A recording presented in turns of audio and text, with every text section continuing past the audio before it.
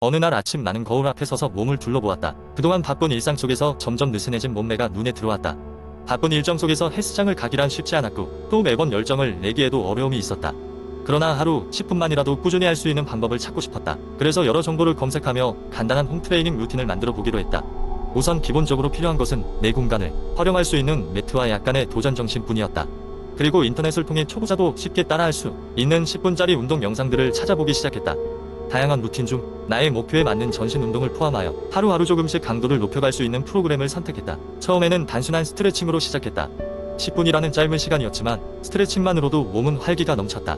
며칠이 지나 레그 레이즈, 플랭크, 스쿼트와 같은 기본적인 근력 운동을 포함시키기 시작했다. 20분의 시간이 하루의 작은 루틴이 되어 매번 자극을 주었고 몸이 변해가는 과정이 눈에 보였다. 또한 집에서 운동하다 보니 다른 사람의 시선을 신경 쓸 필요도 없었다. 짧지만 강력한 운동 후에는 몸도 마음도 상쾌해졌다.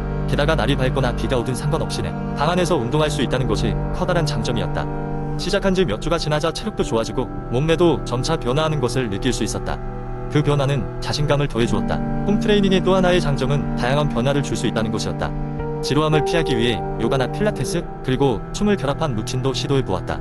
이는 나의 건강을 더 다채롭게 관리할 수 있도록 도와주었다. 이처럼 오브젝트를 활용해 상체를 단련하거나 하체에 집중해 다양한 변화를 줄 수 있었다. 물론 운동만으로 충분하진 않았다. 식단 관리 역시 중요한 부분이었다. 균형 잡힌 식사를 통해 내 몸에 맞는 영양소를 공급하여 운동의 효과를 최대화하기 위해 노력했다. 가끔은 유혹에 넘어가기도 했지만 큰 틀을 잡고 앞으로 나아갈 수 있었다. 이렇게 10분의 작은 투자로 시작된 홈트레이닝은 나에게 큰 변화를 가져다 주었다. 처음의 목적은 간단하게 몸매를 되찾고 싶었지만 결과적으로는 나의 생활 패턴을 긍정적으로 바꾸는 계기가 되었다.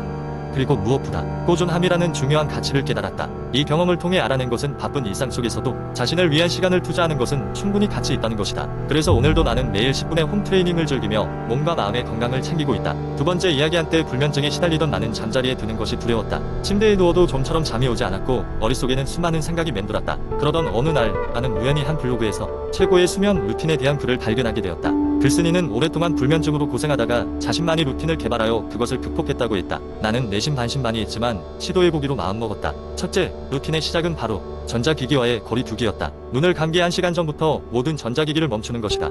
현대생활에서 스마트폰과 태블릿, 컴퓨터로부터 멀어지기는 쉽지 않았지만 나는 작은 목표를 세웠다. 우선 저녁 9시 이후에는 전자기기를 멀리하기로 했다. 처음에는 무척 힘들었지만 며칠 동안 하다보니 몸이 조금씩 변화를 감지하는 것을 알 수 있었다. 둘째, 나는 몸을 편안하게 하기 위한 간단한 스트레칭을 시작했다. 블로그에서 추천한 몇 가지 스트레칭 동작을 매일 밤 반복했다. 낯선 동작들이지만 잠자리에 들기 전에 온몸을 부드럽게 풀어주니 근육의 긴장감이 풀리고 몸이 한결 가벼워졌다. 이 변화를 느끼면서 나는 점점 스트레칭에 재미를 붙이기 시작했다. 셋째로, 마음 안정화 음악 들으며 나만의 명상을 시행했다. 유튜브나 음악 스트리밍 앱에서 수면 유도, 마음 안정 등의 키워드로 쉽게 찾을 수 있었다. 조용하고 편안한 음악들이 나의 불안한 감정을 가라앉혔고 머리를 맑게 해주었다. 음악과 함께 심호흡을 하며 천천히 10번 숨을 들이쉬고 내쉬는 명상은 하루의 긴장과 스트레스를 모두 날려주는 기분이었다. 그리고 개인적으로 추가한 것이 하나 있다.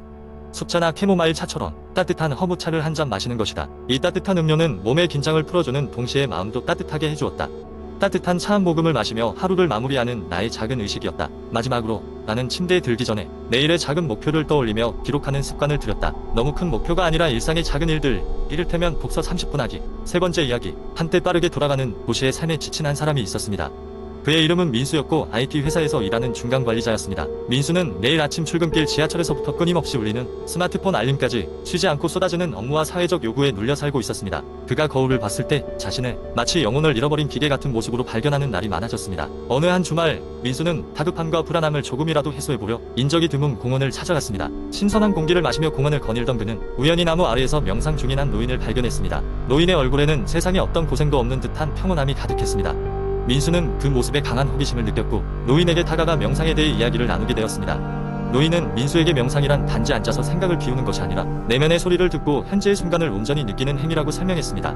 또한 그는 스트레스와 혼란을 줄이고 마음을 치유할 수 있는 몇 가지 기본적인 명상 테크닉을 가르쳐 주었습니다. 첫째로, 호흡 명상. 있었다. 노인은 민수에게 편안히 앉아 눈을 감고 자신의 호흡에 집중하라고 했습니다. 숨을 깊게 들이마시고 천천히 내쉬면서 호흡이 아닌 다른 모든 생각들을 지워나가도록 지도했습니다. 그 과정에서 자신의 마음속의 불안감이 어떻게 변화하는지를 관찰하고 있습니다. 두 번째로 경관 관찰 명상을 소개했습니다. 그는 민수에게 주위의 자연 환경을 응시하며 그 자체로 존재하는 것들을 명상하듯 관찰하라고 했습니다. 나무의 잎이 바람에 흔들리는 모양, 새소리, 풀네옴 등 세상의 작은 존재들을 자신의 내부로 받아들임으로써 마음의 평화를 찾는 방법이었습니다. 마지막으로 로이는 감사 명상에 대해 말했습니다. 사건의 좋고 나쁨을 떠나 경험 자체에 감사하며 매 순간을 감사의 마음으로 받아들이는 연습을 권했습니다. 이는 긍정을 찾고 현재를 수용함으로써 자신의 내면을 감화하고 마음을 치유하는 데 도움을 주었습니다. 명상 수업으로 민수는 마음의 고향을 찾기 시작했고 매일 아침 업무가 시작되기 전 15분이라도 시간을 내어 명상을 하며 하루를 준비했습니다. 처음에는 어려웠지만 점차 마음의 짐이 덜어지고 스트레스가 감소하는 것을 느꼈습니다. 직장에서의 태도도 긍정적으로 변하고 동료들과의 관계 역시 호전되었습니다. 민수는 점점 명상을 일상생활의 중요한 부분으로 정착시켰고 그로 인해 더욱 균형 잡힌 삶을 살 수 있게 되었습니다. 공원의 노인을 통해 배운 명상 테크닉은 그의 삶을 변화시켰고 민수는 스스로와 주변 사람들에게 천천히 그러나 확실하게 긍정적인 변화를 일으키며 내일을 감사함으로 살아갔습니다.